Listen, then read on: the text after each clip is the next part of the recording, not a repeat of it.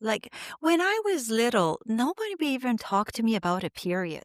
I don't know about you guys. It really wasn't talked about. And you one day you go to the bathroom and you're like, what? Am I dying? Like, what the hell is going on? And I remember about 20 years ago, I had a patient and she told me, she goes, oh, Dr. Soraya, I'm going through menopause. And honestly, even as a dentist and we take medical training, we're not doctors, but we take 2 years of medical training. Nobody had said that word. It was like a shock. It was like what sex used to sound like before sex was everywhere, all the songs had sex this and sex that. And I'm like, Yeah, and it's fun to ask each other. It's fun to yes. say, what do you do? What do you do? That's one of my favorite things about girls getting together is we always leave with some sort of a hack. Yeah. We're going to teach each other, oh, did you know if you did this, this happens, or whatever it is. We always learn something. Can you share this mental health hack? Okay. Real women, real lives, real stories. This is the Ladies in Power podcast. Unfiltered, unscripted, and refreshingly authentic. We're not holding back, and maybe after this, neither will you. Let's go. Hello. Hi. Hi. Welcome to the Ladies in Power podcast. My name is Meeka Caissie. I'm Sandeep Bhatha. I'm Gurvinder Dhol. And I'm Dr. Soraya. And today we get to talk about intimacy and Personal health, personal self-care, and how do we maneuver balance in our lives? I think the topic was, how do we balance it all, look after ourselves, our families, our loved ones. Our aging parents. I think we are going to be the last, maybe this is a bit of a pessimistic view, but I think we're going to be the last generation that really cares about our parents, our aging parents. No, we're not. I don't know if our kids are ever going to look after us like we're looking after our parents. Of course they are. You Because think so? you're doing such a great job taking care of your kids. So you've taught them. They've got values instilled in them. They know what it takes. You've loved on them and provided for them in every way. And they're, of course, just trust that you have instilled that into them. I was listening to Sandeep saying how she's looking after her mom during a hard time. And I thought, wow, like that is a good daughter from the bottom of my heart. Good for you. You're so kind. But the truth is, I didn't say I was looking after my mom. I'm with my mom. Actually is looking after me.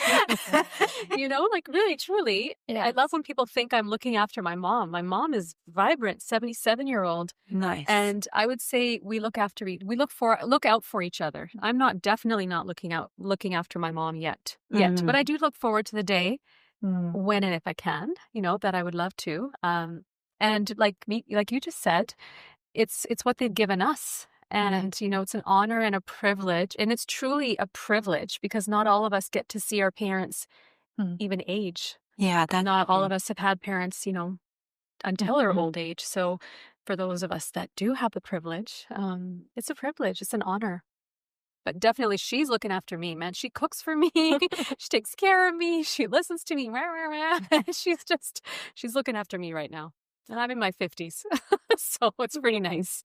But thank you. Thank you for the impression you have of me. Oh, that was the impression. I had to correct it. I do worry sometimes. I certainly don't want to be a burden on my children, and like you were saying, your mom is 77, but she's vibrant. And I'm always looking for finding ways to keep myself healthy, younger, so that I can be there and not be a burden, like if your mom can still cook for you and look after you, I want to be that mom rather than, we've had family members. My own mom-in-law, unfortunately, towards the end had dementia and very bad. And you cannot look after old people like that. She became physical. She didn't recognize people. We hired a nurse and she ended up throwing the nurse out of the house one day. So I always wonder or sometimes they forget and they leave a stove on and they could be burning the house. So you can't leave them alone. So there's degrees of how we can look after them and how bad it is. I certainly don't want to be a burden on my children, but it's nice to be a young old person so that you can be an addition to a family, right? Yes, so true. And yeah, so that's the topic of health today. And how are we keeping ourselves healthy? I think nutrition is a big factor in how we take care of ourselves. I think what we feed ourselves. Yeah. If we're eating from the earth, we're taking good care of ourselves, is how I see it. Whatever comes from the earth comes inside of us. It has energy, it has vibrant energy, therefore we're going to be vibrant. The less packaged food we eat, in my opinion, just my opinion, the better it is for us, is how I feel. And keep hydrated. Our body is, 75% water? Let's keep nourishing ourselves. I find that is a critical factor that we really need to consider. And possibly hormones for So those of us that are in perimenopause. perimenopause. Like when I was little, nobody even talked to me about a period.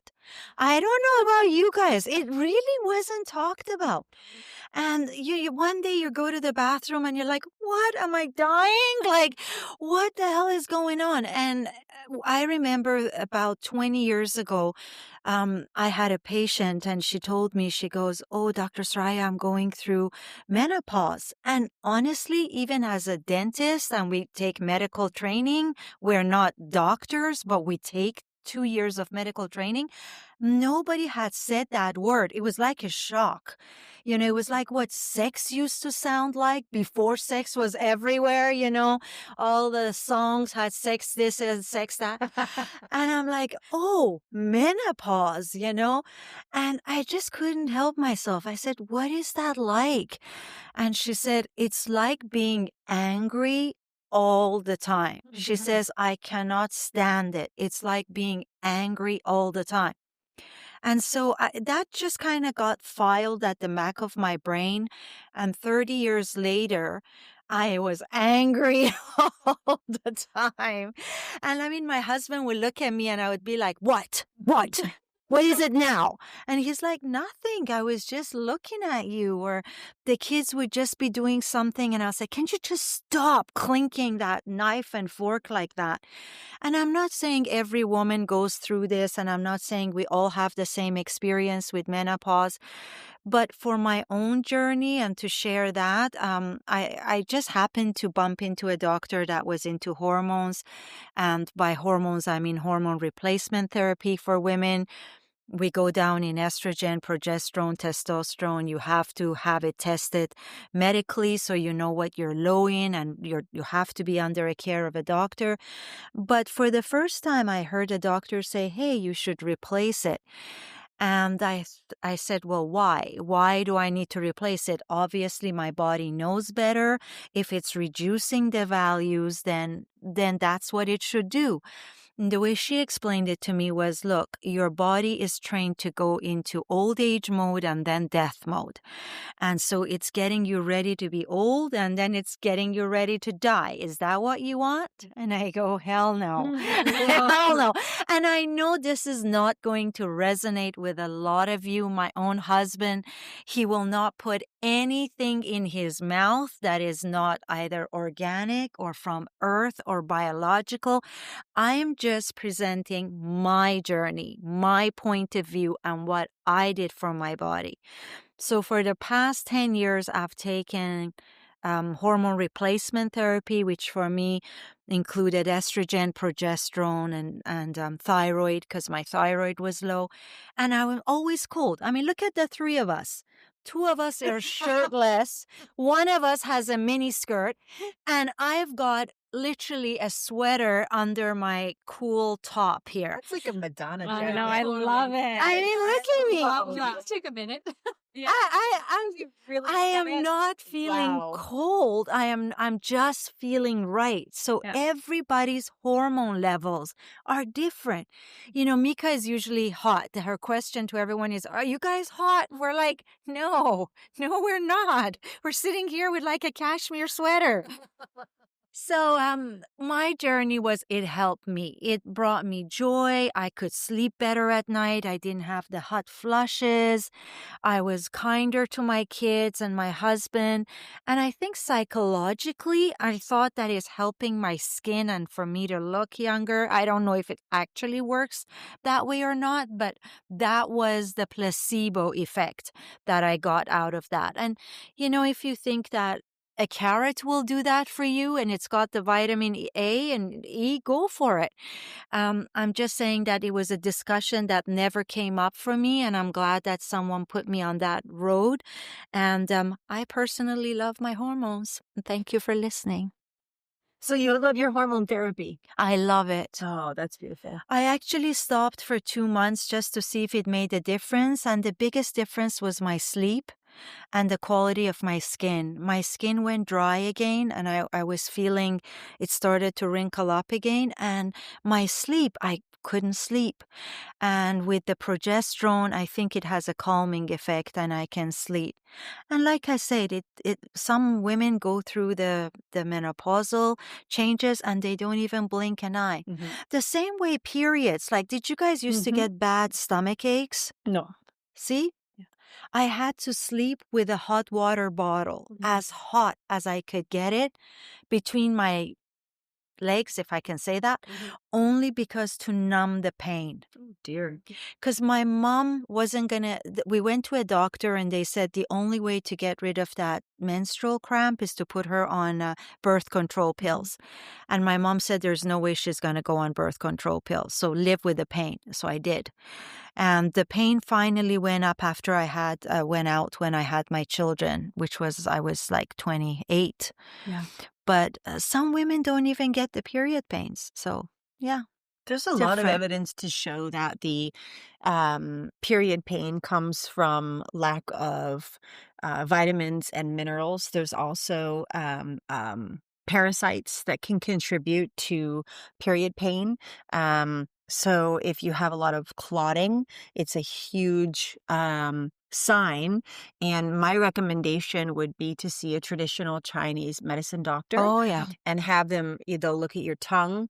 And if you have stagnation, if you have heat in your body, and these words might seem foreign to a lot of people, it's old. It's, over 5,000 years of traditional Chinese medicine. And they have ways of clearing stagnation, of clearing heat. Or if you have dampness in your body from a lot of carbs, a lot of sugar, a lot of red meat can cause dampness in the body, which therefore can turn into a myriad of different, it expresses in many different ways. And one of the ways is through period pain.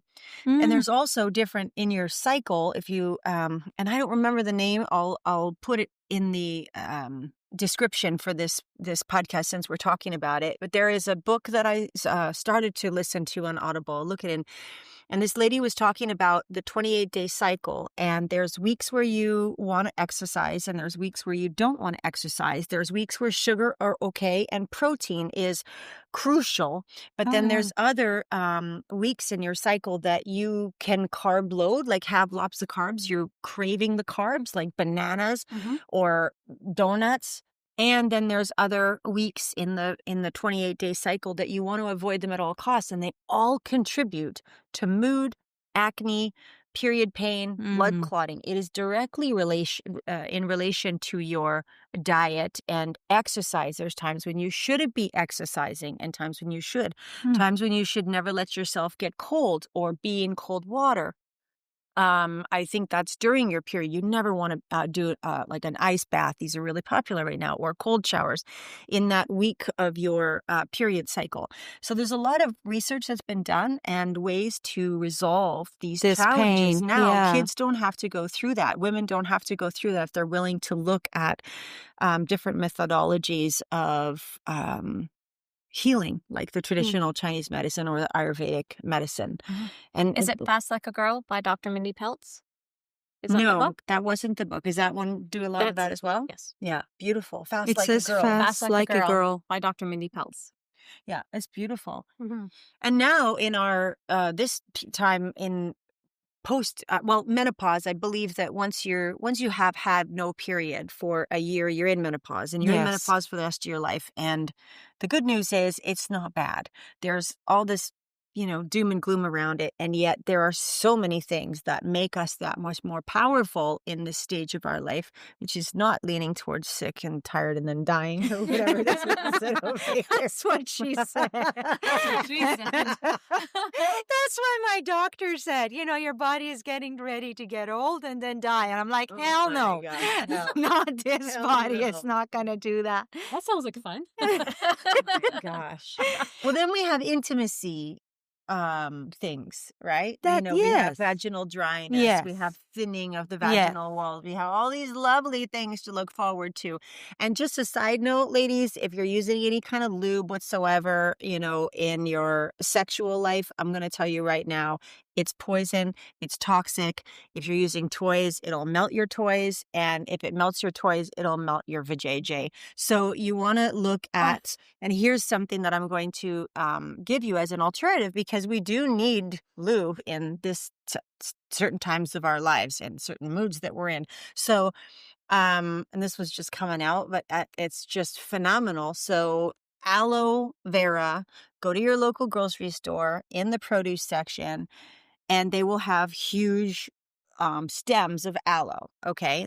Like an actual piece of aloe, not the aloe in the bottle that's 99.9% aloe, because there is a percentage of stuff in there that isn't good for you. It is the best of the worst. However, you can always do better with pure aloe. So you cut off a chunk like this, slice it down the middle, open it up, and the inside of the aloe mimics more than you could ever imagine the vaginal walls. Juicy stuff. What is that called? The juices. Oh my goodness. The stretchy stuff that looks like when you're ovulating, and it kind of looks like egg whites. Yeah, we know what you mean. Egg whites, I can't remember the name. That is what vaginal secretions, they're called. That too. Yeah. Yeah. Well, that's what you get in aloes. I really wanted to touch on that because this is one of those hacks. And we were talking about this hack right here, which I'm excited to share with later. However, the lube hack, you got to get. So you're saying put aloe vera. Use your aloe vera instead of lube that comes from a bottle. Okay, and it's safe. I did not know that. I had never heard that before. It's a healthy hack. It's wonderful. Keep it in the fridge. So you just cut a piece off. Keep it in the fridge. You can open it up and, put it in a little container so that when the moment's right, you're not cutting open a piece of aloe or however you want to do it. That's up to you. And one big thing of aloe will last in your fridge for like 3 weeks. So, and it's like $1.50 or maybe with inflation $4 now. However, it's not a lot, and it's a natural, and you can eat the aloe. Like if you scrape the inside of it out and put it into your blender, it's phenomenal for dry skin. Oh, really? You can use it on your scalp if you have scalp issues. You can use it on your face and let it dry. Like there's a film, let it dry, and it just. I have used it as a suntan lotion. I've used it as an after sun lotion. After sun lotion to soothe things out. Yeah, there are so many hacks. There are so many, wonderful natural things. And I like you mentioned Ayurvedic medicine. I mean, you guys are coming from the, epicenter of natural medicine and that kind of, you guys' faces are amazing. Yeah. Is that naturally? Is it genetic? Is it you get up and put aloe on your face or what? Wow. You're still stuck in. I'm gonna confess. You've gone from mom to vajayjay to all of which I'm so fascinated by. I'm like one of our listeners viewers today, just going, "Wow, so much knowledge being shared," which I profess to be no expert in any of this at all. But your question is about your skin. Your skin. I will admit to you that for most of my life, I followed my grandmother's advice, which was don't use anything on your face but water. Okay, that's fine. That's what I've done for years. I did. Then I started saying, well, maybe you should do something with your face. So I use a cleanser and a moisturizer, and it's nothing, no name brand, nothing exciting. And I believe, I don't know, this is just me, but I believe your internal yes state comes out in your face. And I also have father with beautiful full skin. So genetics, I don't know. I take no credit for it, but I feel good. I feel good about the aging process. I feel good about the wrinkles, the little blemishes that are showing up. They don't bother me. They're just a mark of a life lived. I don't know. That's where I'm at right now. Check in with me in a year or two and things could be very different. But right now, that's where I'm at. So I don't use anything exciting to tell you about.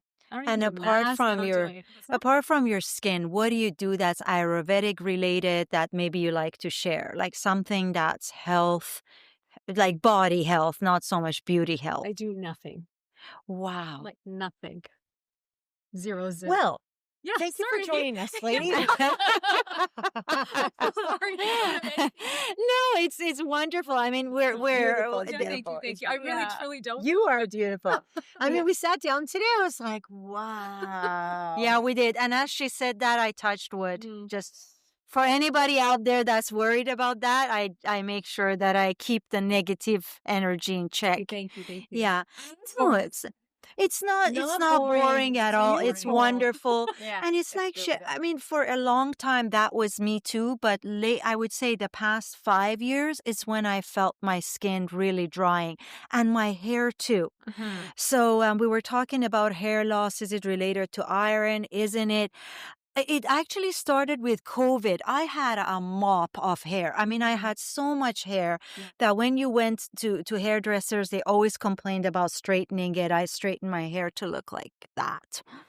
And now, I mean, just globs of hair just fell out of me during COVID and it never came back. And now I'm like finding bald patches everywhere. And I'm like, no, because I'm not into the natural look that I do not want a bald patch. Okay. I'm sorry. I don't want I it. don't think anybody wants Well, a I don't know, bald patch. but the way Sandeep makes it sound is like we should welcome our bald patches. I'm not welcoming this patch. You did say check in with me in a year. Okay, I fine. do, for sure. I'm So very if open. anyone has a hack for a hair, I want to know. I'll take the hack too, because I have lost a lot of hair, I've noticed, over the last few years. And then when I say that, everyone's like, yeah, right. But I truly have. Like my ponytail feels about half. Yes. No. Do you take magnesium? No. Oh, magnesium.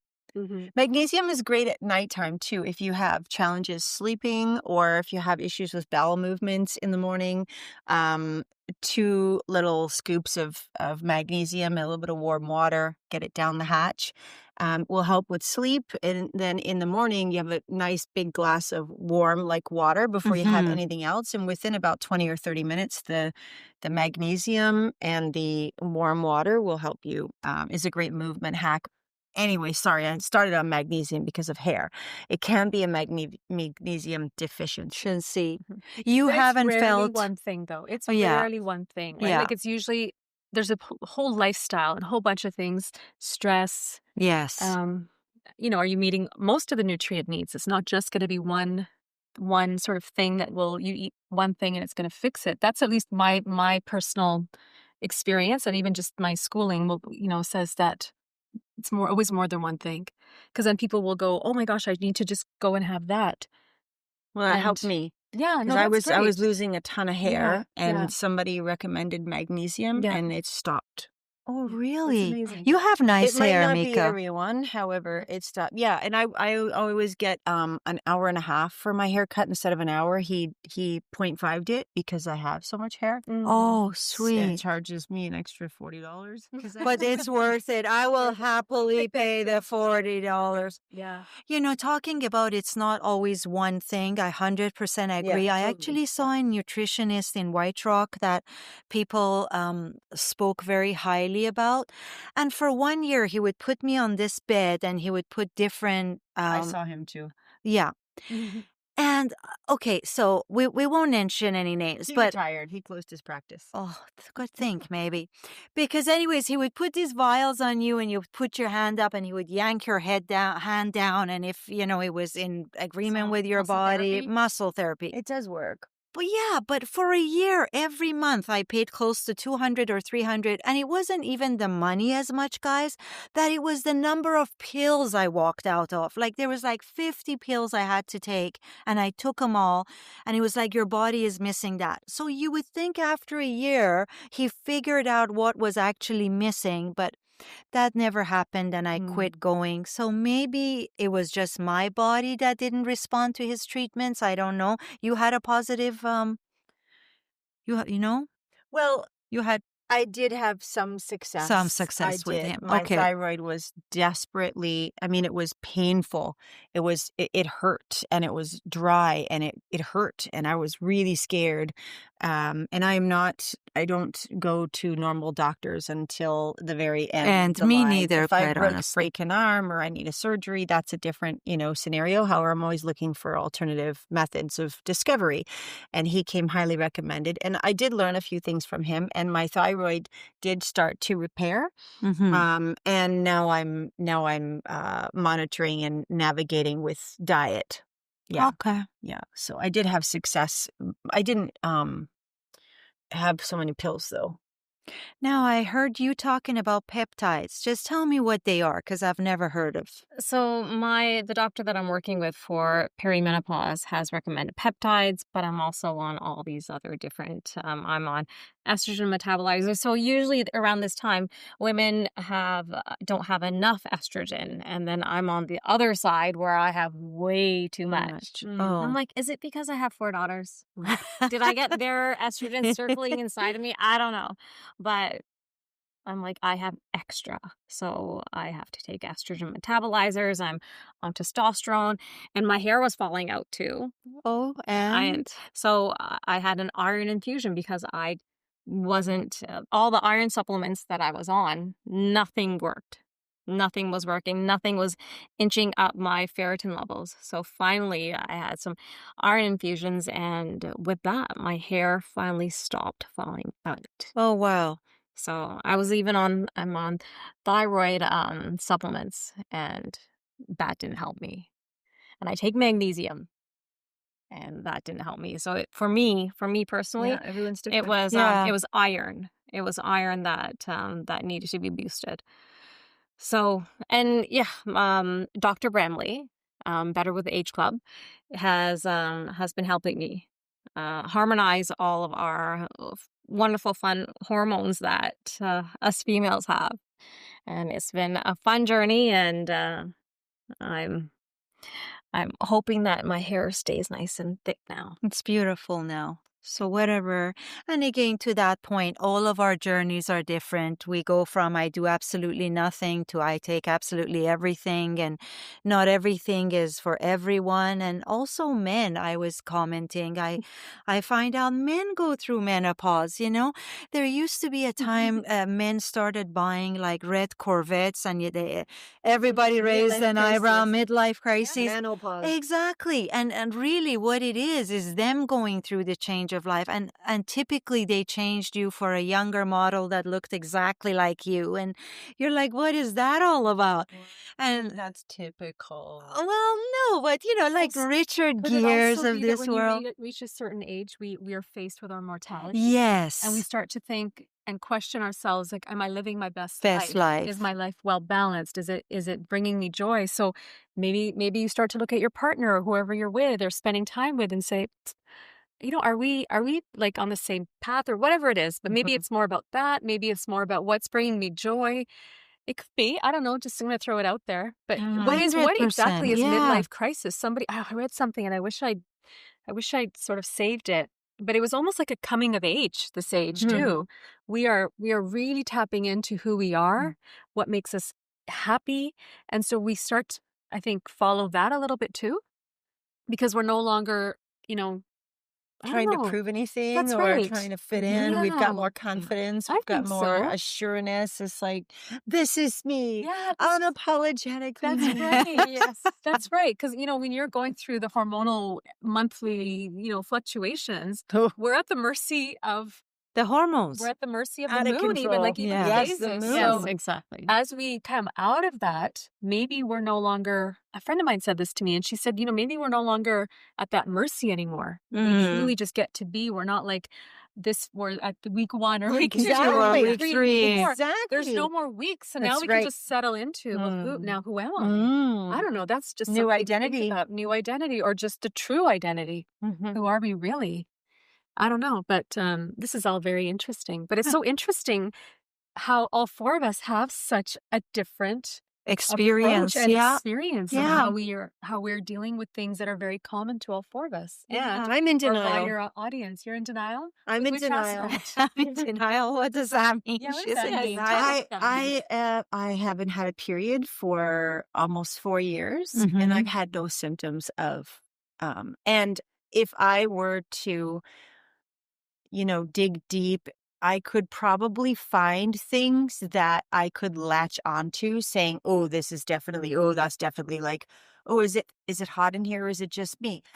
People could play the victim card of, "Oh, it's so menopause. I'm so hot all the time," and I refuse. I'm just ebbing and flowing and going and experiencing. That being said, no shame on anyone who has extreme expression, because maybe I don't have any, like, legitimately, and we could have someone here or out there saying, "Well, screw you, lady." I thought that, but I wasn't going to say water.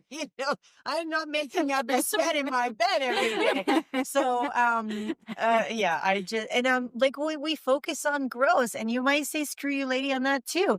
And yet I'm so aware of, we were talking about energy earlier on another podcast. Yes. And what we have so much control. We feel out of control. We feel out of control, and yet we have so much control, and our energy is powerful. So are we putting our energy into what we want? Or are we putting our energy into what we don't want? Are we putting our energy into getting sick, getting old, and dying? Or are we putting our energy into, people are living now to 120 with ease? Wow. And within the next 8 years, they're saying we will know how to live forever.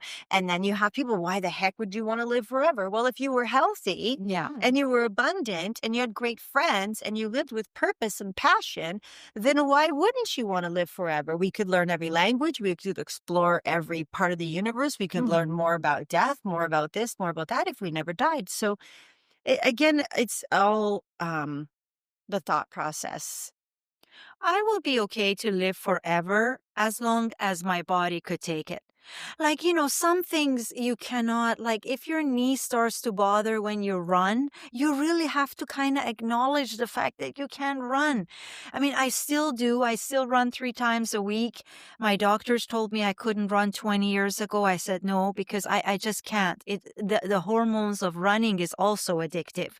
When you run, you get addicted to those hormones. So Alex, my husband, is a sprinter, so he just sprints, and I'm like little bunny that could, way behind him.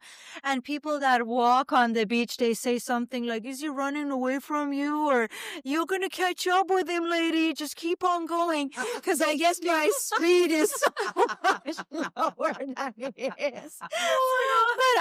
But doesn't matter how much I wish that to go away. I just know that if I go past the speed, my knees will lock down.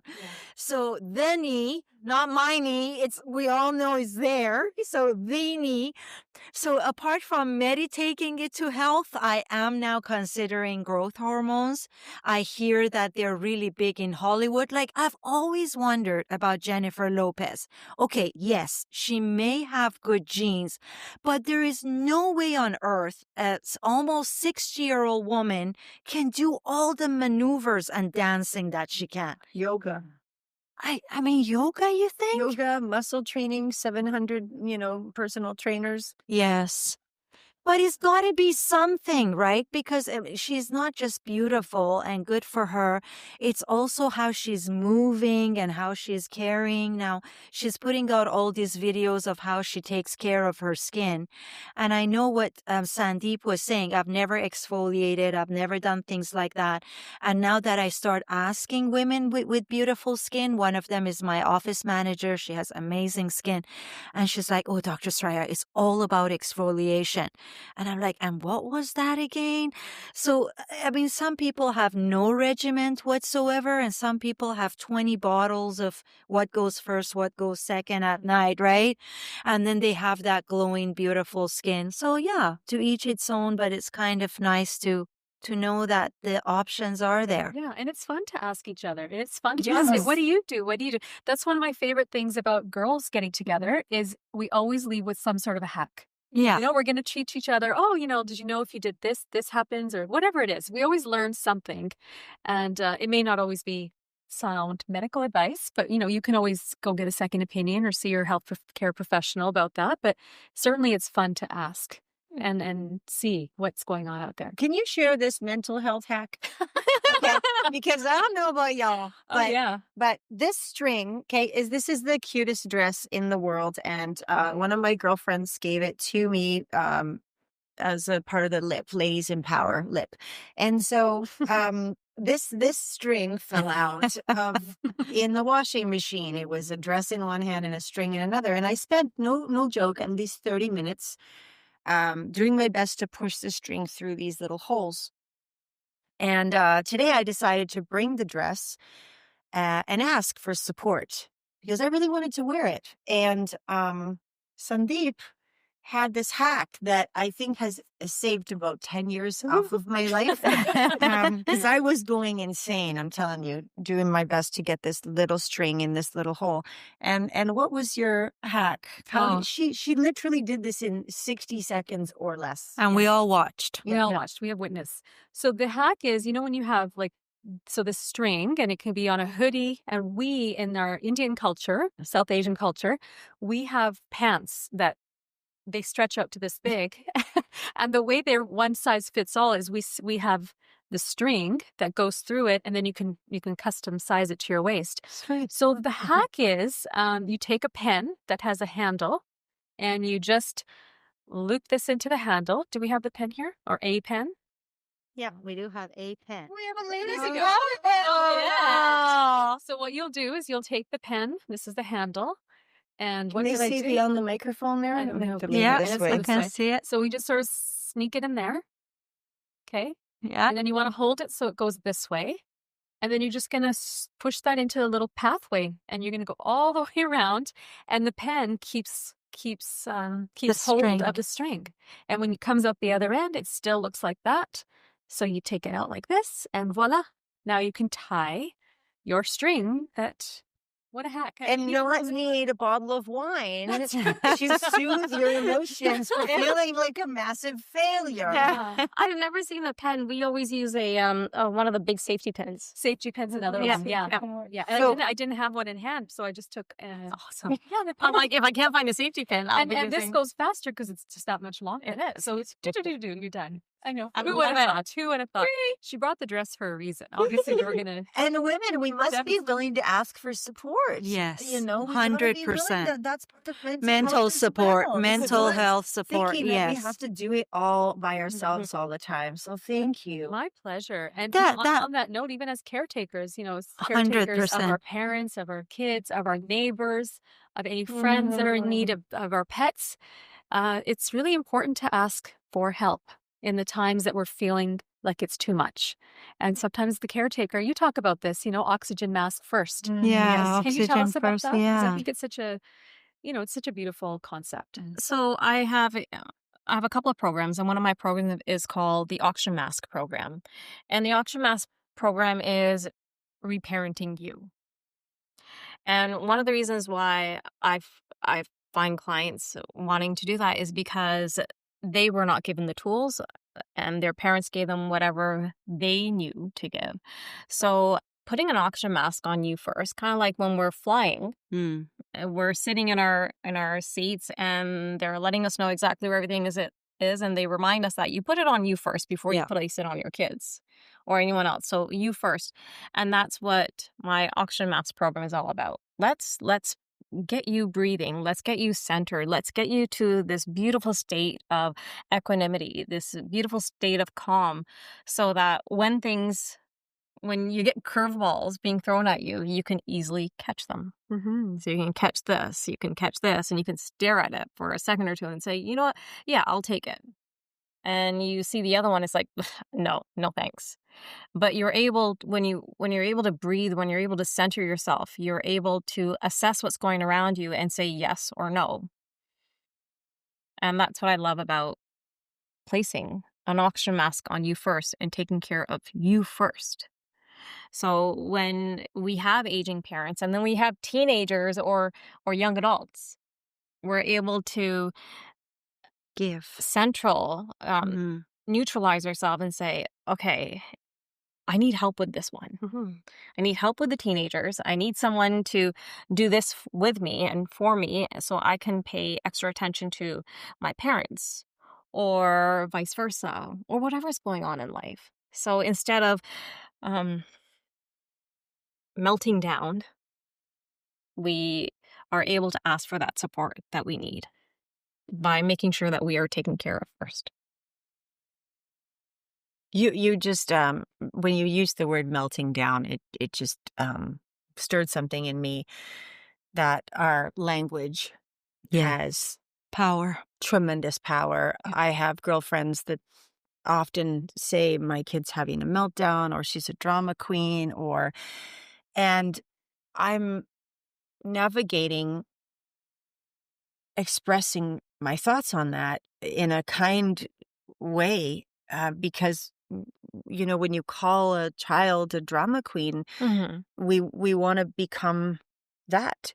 We live into the labels that we give ourselves. If you have, it's even people who have pets and they name their pets like Trouble. The dog will become Trouble, not because they understand trouble, but because the energy of trouble goes into the dog when you're calling the dog Trouble, and you have energy on the word trouble, and the energy transmits.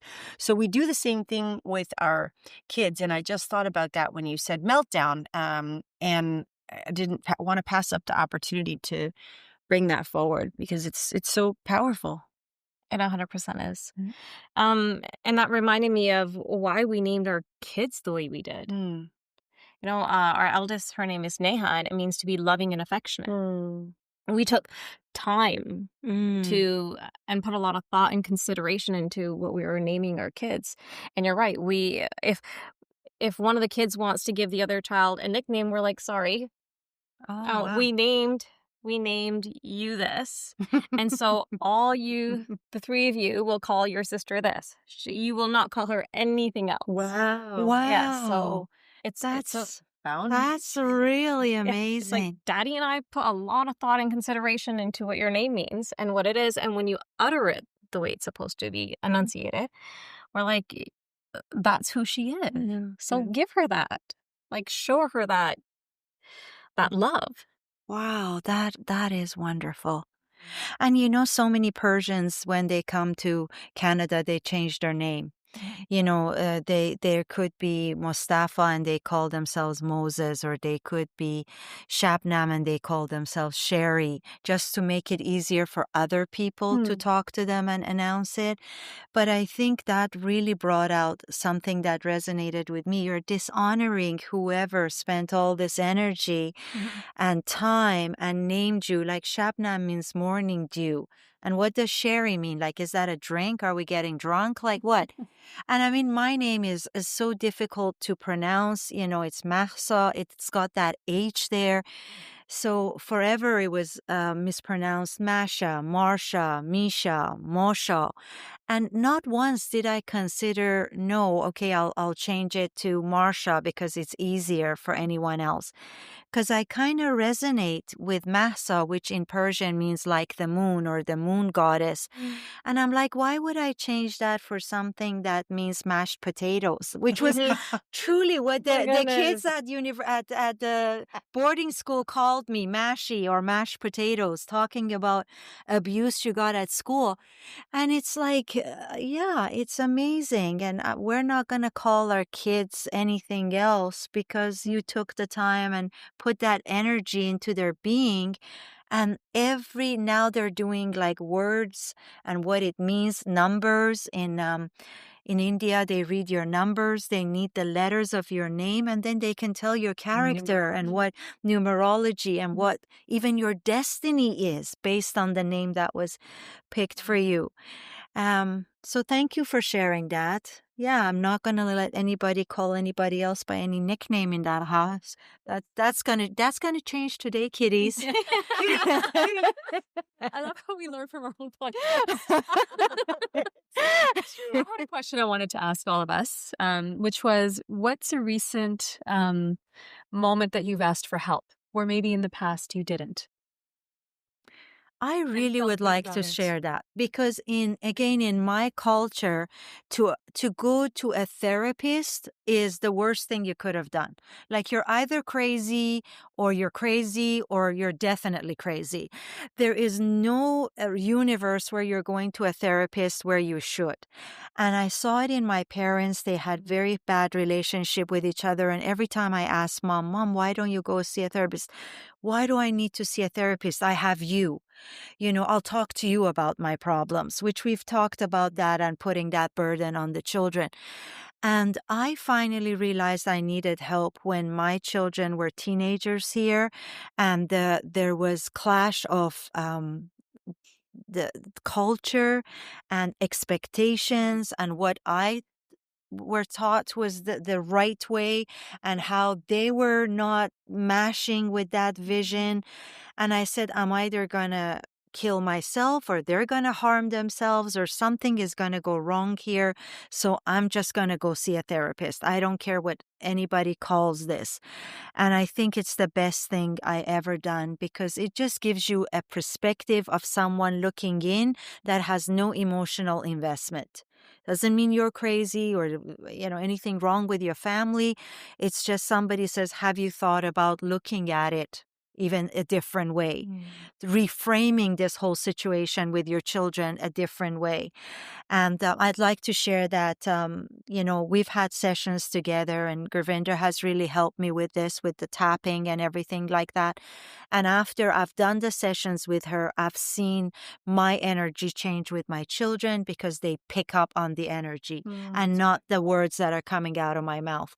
And even though we had to disrupt it because I was traveling a lot, the short time that we did it together made a lot of, and I would like to acknowledge that. Yeah. Thank you. Yeah. That's beautiful. I like that. Yeah.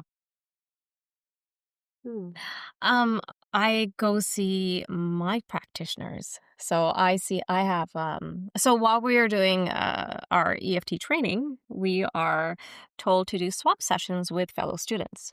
And it's called the personal peace procedure. So we work on ourselves right from the get-go. So when we see clients, we are in tune with them.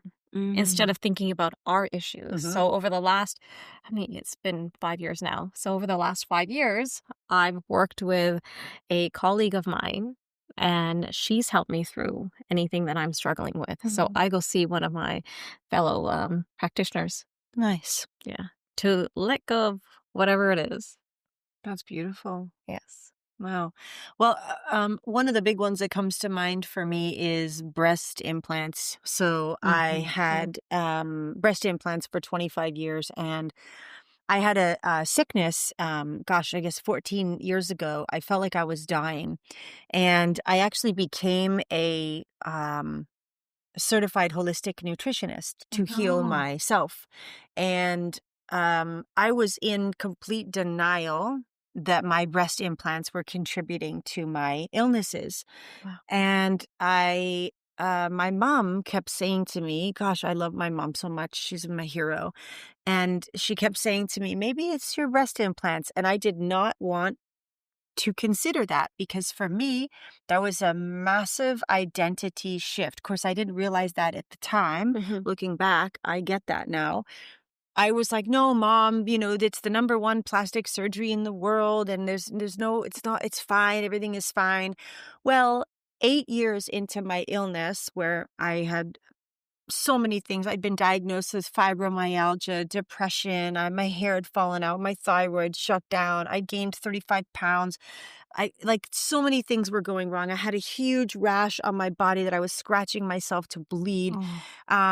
And I couldn't wear certain clothes because I was covered in this rash, and I felt like I had bed bugs because I was getting eaten alive at night. There was nothing there, and I was paranoid. It was taking over my life. And I realized my mom was like, please, Meeka, just go and check into it. Maybe it is your breast implants. And I finally went and looked into it. And then I started to find all the evidence of the hundreds of thousands of women around the world that were full of disease, cancer, autoimmune diseases. And it just, it was so awful. So I had to make that decision to get them out. And it was $10,000 to get them out. And it's a bigger surgery than putting them in. And there's an identity shift. And, is my husband going to love me? Am I still going to be beautiful? And just this whole thing. And I reached out to not only my mom, but to my girlfriends. I had this vulnerable conversation with my husband, and he was such a champ, my king. And he helped me through it. I mean, he had to shower me and bathe me, completely full of bruises and stitches, and this thing on my stomach that was pushing pus and blood out. And he would pump it, and he would it was a huge thing. I had to ask for help from everyone to get through that, emotionally, physically, spiritually. Wow. And so that was a big one for me. Wow. Thanks for sharing. Yeah, Yes. you're welcome. Wow. Yeah. You're welcome. You're welcome. Proud of you. Yeah, thank you. Well, it launched my coaching practice, to coach women through. I started a company called Explant Babes, supporting women going through the process of thinking about getting their breast implants out or thinking about getting them in. And the reason we named it that, me, myself, and I, is because we're still a babe even without our breast implants, Indeed. Yeah. Indeed. So that was a big one. Yeah. Wow. You guys went deep. My example is not so deep. Well, let's hear it. Well, let's hear it. Could be. No, for me, it's like the example when I asked the question, I kind of came to me immediately was just recently. I mean, it's about the four of us. We were going to get together at my place, and I was coming from somewhere else, and it was so liberating to say, girls, I'm not going to have a chance to bring anything. Nothing. I'm going to not be able to bring any food, and I just let it go. I was like, it's okay. They're my sisters. I can be honest with them that I'm just coming from another place. I don't have anything in my fridge, or I don't even know what I have. And normally that would be kind of a deal for me. That would be kind of like I don't have, I want to have to go to the grocery store. I should get this and this. But I let it be. And then what happened? We got you. I'm going to go pick up this. I'm going to go pick up that. I'm going to do this. And for me to just allow that without the feeling of, it was like, yeah, they got me. It's great. So for me, that was something I celebrate because it's really beautiful to just say, I just don't have it in me to do that right now, and leave it and not feel any ways about it, but just be like, yeah, that's my situation.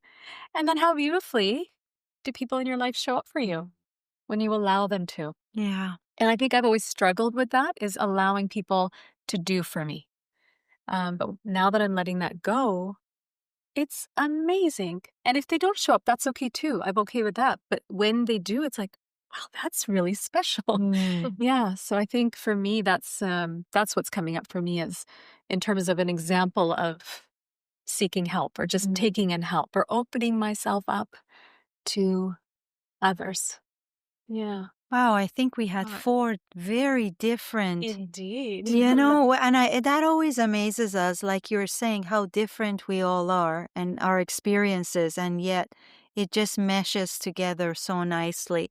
Yeah. Whether from self-help, whether we're taking different hormones, whether we're, you know, um, asking for help in different ways. We're so different, and yet, like whoever is going to be listening to us, there is really no right way. There's really no, this is the right way or this is how it should be. And yeah, so Yeah, and what I hope feel that with helped. the differences of what we share today, I really didn't get any sense of judgment, No. or nor did I feel judgment towards any of you about your choices. It's just like, wow, that's interesting. Like, interesting that works for you, and what works for you, and what works for you, and what works for me. But it's different.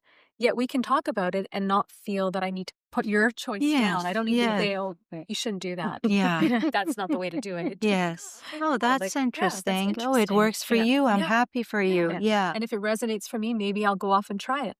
But if it doesn't resonate for me, I've just learned that my friend, this is helpful for her. So maybe to someone else, I might share it. That this is what I do, but I also know a friend who does this. So you've just increased my repertoire of possible life hacks.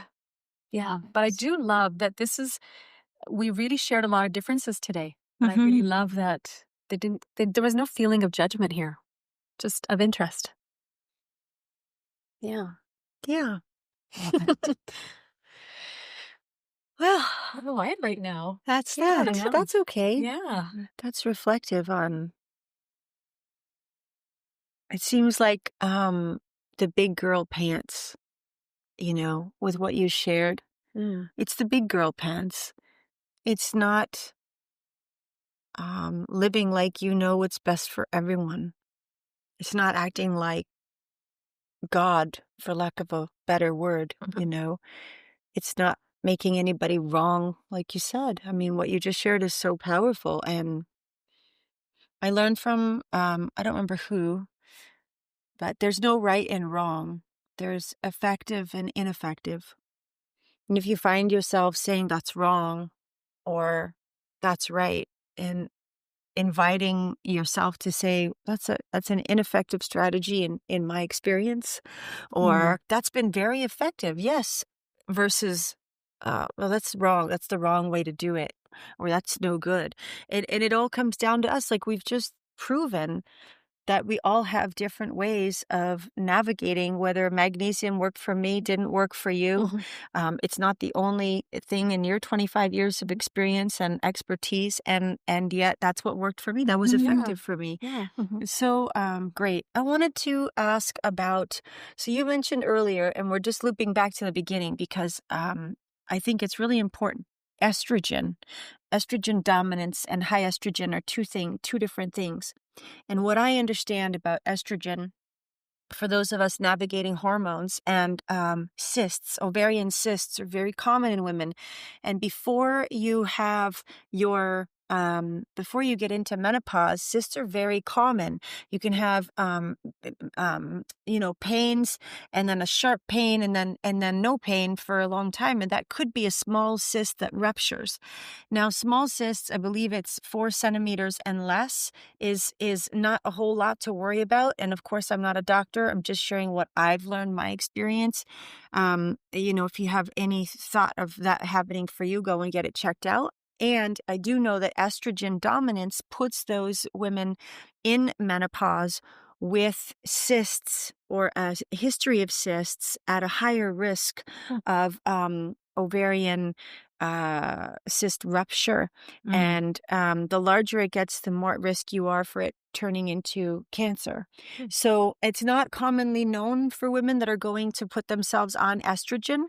So it's very important that you, before you go on estrogen, and you have, if you've had your estrogen tested and you're low and you want to get some more, that's fine. However, please make sure that you get yourself an ultrasound, and make sure that you don't have any ovarian cysts that are 4 centimeters or larger, because then you're really growing the cyst as well. And the larger it gets, the less chance you have for just removing the cyst. Then it gets too big. They got to take your ovaries, and then you're looking at them wanting to take out everything, a full hysterectomy. Oh, And yeah, so there's some serious, stuff too that my mom, and the reason I share this is because, Mom, I hope you don't mind me sharing this.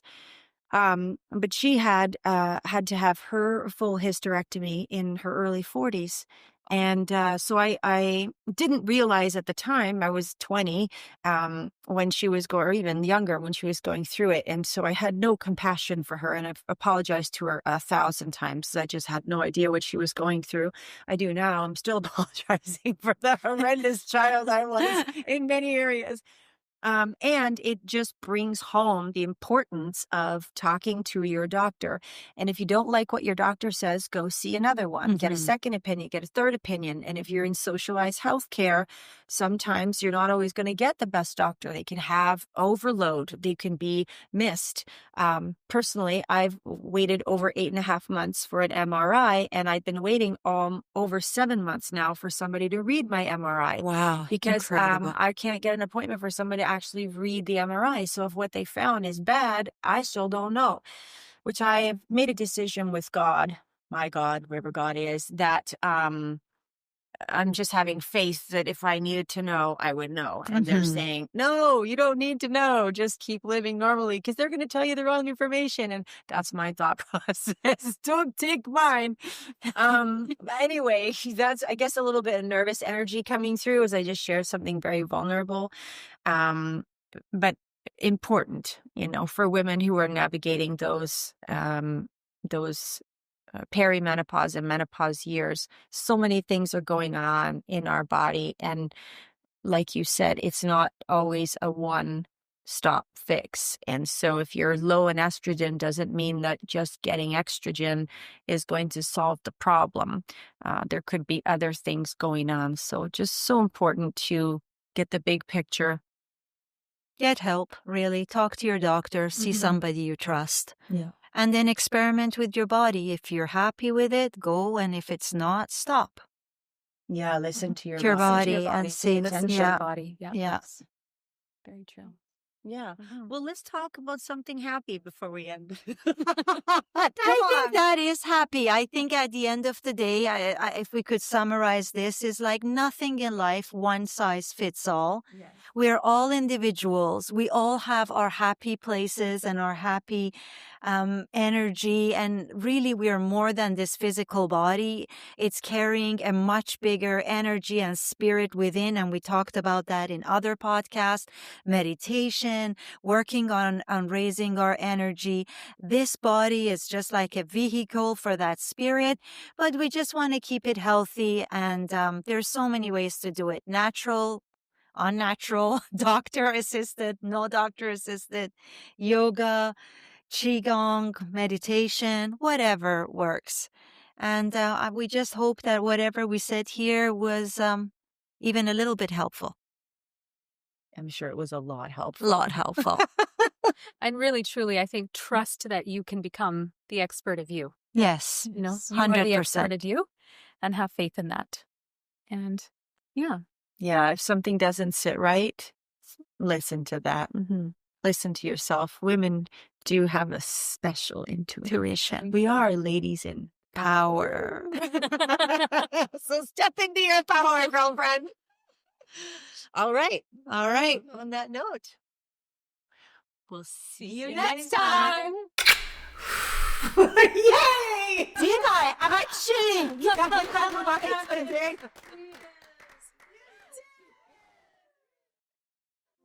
The views shared on this podcast reflect our personal experiences and opinions. This content is not a substitute for professional advice. Please consult a qualified expert for any medical, legal, or mental health concern. If this conversation spoke to you, please follow the Ladies in Power podcast and leave us a review. Your voice helps more people find this sisterhood and these conversations. Together we rise. And remember, your voice matters here.